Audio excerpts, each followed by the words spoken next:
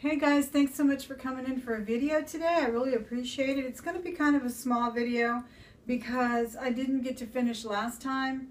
I kind of ran a little long, so I always kind of break it up. So it is a compilation video, a few books, quite a few books, and a couple of other knickknacks and some clothes. So let's start with a couple of books. All right, I got us another stack of calendars. I really like this little mini one because I can keep it right by my desk. And I love the pictures on here, guys. Plus, I do get to use these for bulletin boards when I get tired of them, when they've expired. This is all tigers, and these are from, they are current calendars, 2015. And look how beautiful those pictures are. So, yeah, I can't resist a calendar, especially when it's only 50 cents, 25 cents. There's some more there. So I got a bunch of those, and then of course horses, Gentle Giants, got some more of those. Again, 2015 calendars.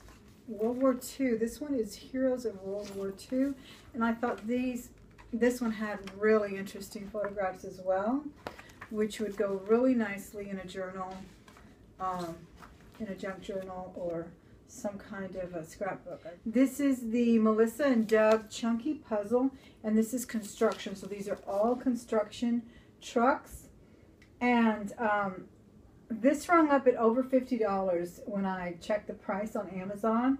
And I have sold Lisa Frank puzzles even in used condition, and they sell really well. They are heavy to ship, so you have to make sure that you factor that in with your price. Here's another book that rung up at a great price.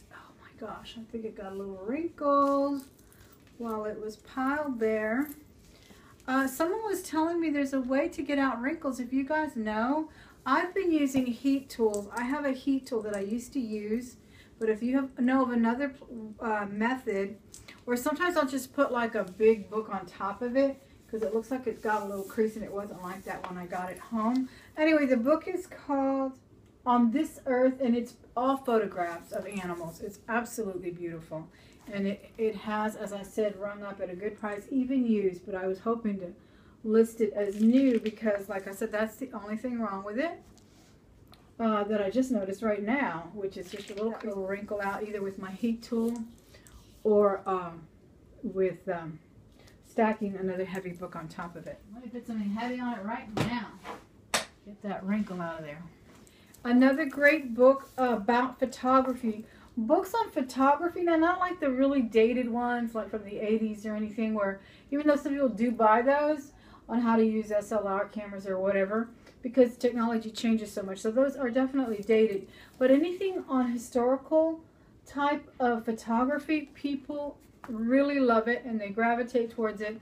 I've sold quite a few of these photography books, some entitled Black and White Photos, the greatest black and white pictures or techniques from certain photographers that have gotten a following. This one is called The Family Album, and it is photographs of the 1890s to 1900s assembled by Mark Silver.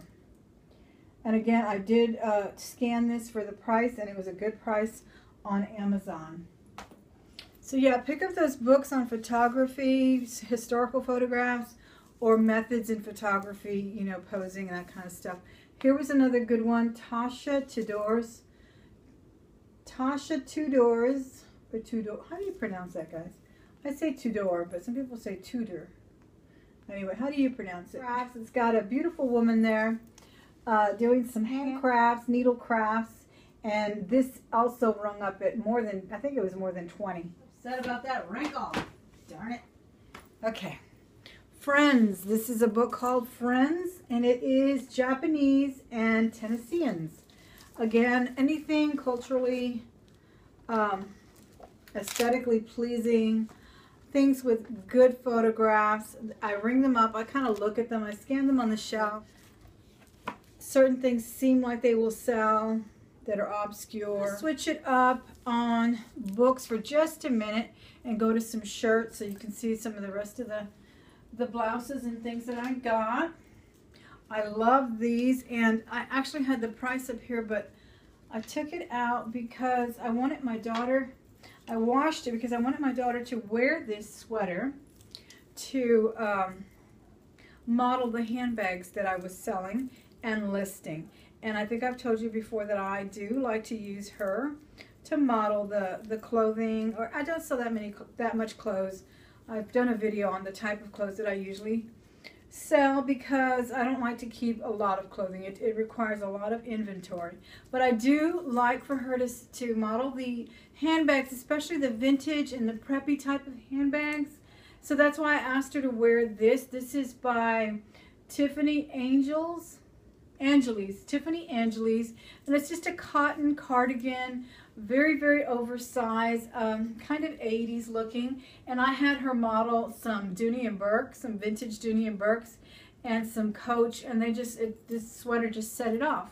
You know, you got to set the stage, set the nuance of the bag, is the way I feel about it. If you ever check out the, especially when you do things like on Etsy, you'll notice that the photography is definitely eye candy. They definitely look and, how can I say it?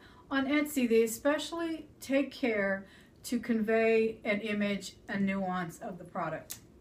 So they'll put a bird on it, you know, they'll take you outdoors. They'll pose it really nice, and that's what I do with the handbags. I really try to get her to convey to the buyer the feel of the bag, the integrity of the bag, and I'm hoping that by doing that, with whether it's a preppy style like that for a Dooney and Burke, vintage Dooney, vintage Coach, or if it's a beaded bag, a evening bag, I'll have her put on something black. I'll have her put something dark if the bag is light, and vice versa. So different ways. Take care in your photography is all I can say. I'm not the best, absolutely not. Some days I just want to hurry up and you know, shoot those pictures. But you will see that you will attract a lot more people when you take time to convey an image, when you take time to have that product speak. You know, it's all about presentation.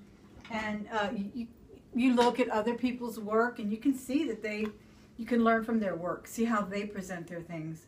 And I mean, that's the way I've learned to take a better picture. Same thing with jewelry. I make sure that the lighting is perfect. I make sure that the pattern is not too busy, or the background. Some people literally put a picture up and it's like, what are you selling? Is it the lamp? Or, oh, there it is. It's the purse that's on the floor, you know, next to the dog bowl or something. So it's incredible. I think I'm going to do a video, guys. Let me know if you want me to do a video on little tips like that on how to better sell your items, because I have run into so many. Just recently I was just aghast at some of the things, not only that were pictured, but the description and the listing, and I'm like, okay, and you want to sell this? Because you're not going to talking about it like that. So let me know if that's of interest to you resellers out there.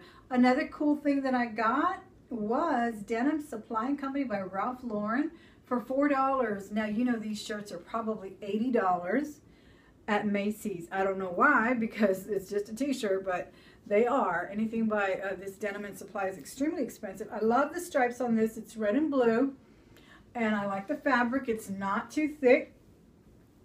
It does have a little texture on it. You can kind of feel the striping. So I love it for layering, you know, with a jacket, a vest, and whatnot. I just love those, especially in this weather here in Texas. We definitely need to dress more. I definitely need to dress in layers more. This is by Charter Club. This is a brand out of Macy's, and this was $2.70. Just a really cute ladies flannel shirt. And I like this one especially because it has a covered up button. The buttons are covered up. I don't know what you call that. But so it looks really nice and kind of dressy, and it's definitely wintry fall colors in red and black, and I just really, really like it. Now, I haven't really taken to wearing these too much for work or anything. I just kind of wear them casually during the weekends with jeans and you know, leggings maybe, but I have also loved wearing these to bed. Another one that rung up really nice, or that I scanned and got a good price on, is called Consider the Lilies, and these, I found it very interesting by the title itself. It was called Plants of the Bible. So yeah, that piqued my interest with the title, and then I scanned it and it did come up at a good price. Called 49 Dogs, 36 Cats, and a Platypus. And these are cartoons, or sort of a graphic novel, as people like to call them. And then this one is called Wabi Sabi.